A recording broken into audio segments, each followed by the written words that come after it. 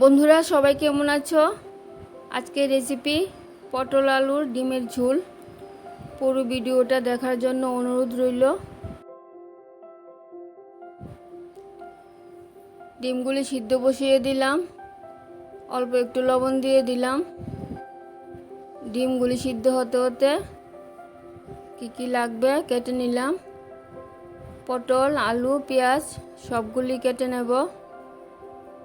আলু একটু বড় করে রেখেছি, আর পটল একটু চেষে হালকা হালকা খোসা ছাড়িয়ে গোল গোল করে কেটে নিলাম।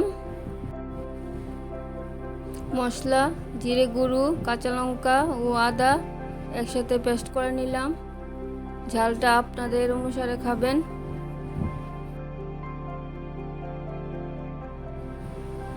কড়াইতে তেল দিয়ে দিলাম। তেলটা গরম হয়ে গেলে আগে আলুগুলি ভেজে নিলাম। অল্প হলুদ দিয়ে দিলাম। আলুটা হালকা ভাজা হয়ে গেলে পটলগুলিও দিয়ে দিলাম। আর একটু হলুদ দিয়ে দিলাম যাতে পটলগুলিও ভাজা হয়, হলুদ থাকে।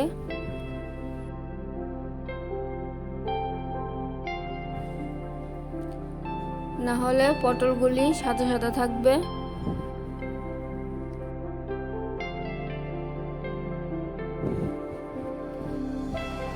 পটল আলু ভাজা হতে হতে পেঁয়াজ কুচি করে কেটে নিয়েছি, আর দুইটা পেঁয়াজ টুকরো করে কেটে নিয়েছি। পটল আলু ভাজা হয়ে গেছে, নামিয়ে নিলাম।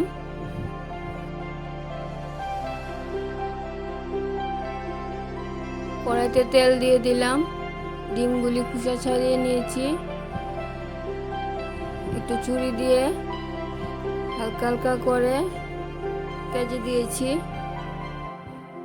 হলুদ লবণ দিয়ে ডিমগুলি ভাজা করে নিলাম।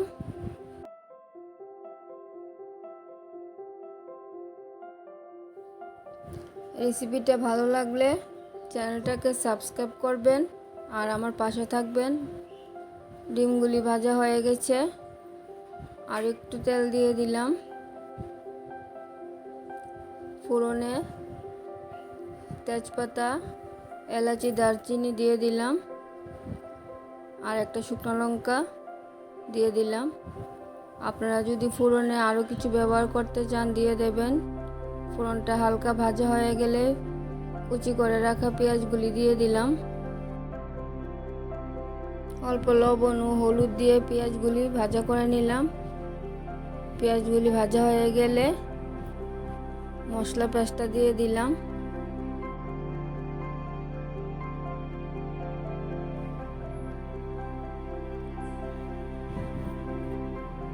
মশলাটা অল্প ভাজা হয়ে গেলে কালারের জন্য কাশ্মীরি লাল মরিচের গুঁড়ো দিয়ে দিলাম।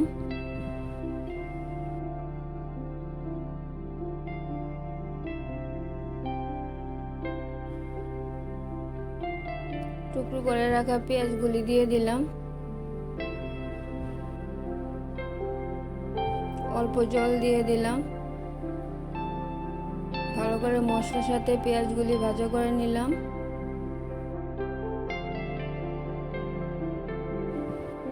মশলা পেঁয়াজ ভালো করে ভাজা হয়ে গেলে পটল আলুগুলি দিয়ে দিলাম। অল্প একটু জল দিয়ে দিলাম। মশলার সাথে পটল আলু ভালো করে কষিয়ে নিলাম।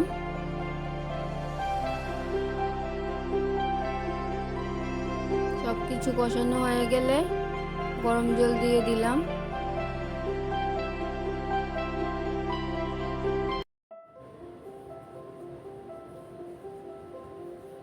ঝোল ফুটে গেলে গরম মশলা দিয়ে দিলাম।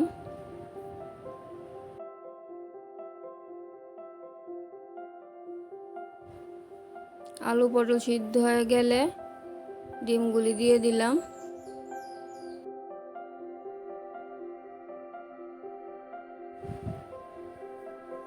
ডিমগুলি দেওয়ার পরে আর একটু লবণ দিয়ে দিলাম।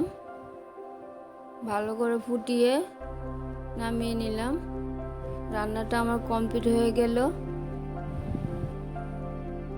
পটল আলু ডিমের ঝোল বানিয়ে খেয়ে দেখবেন, দারুণ খেতে লাগে। দেখা হচ্ছে পরের ভিডিওতে। ভালো থাকবেন, সুস্থ থাকবেন।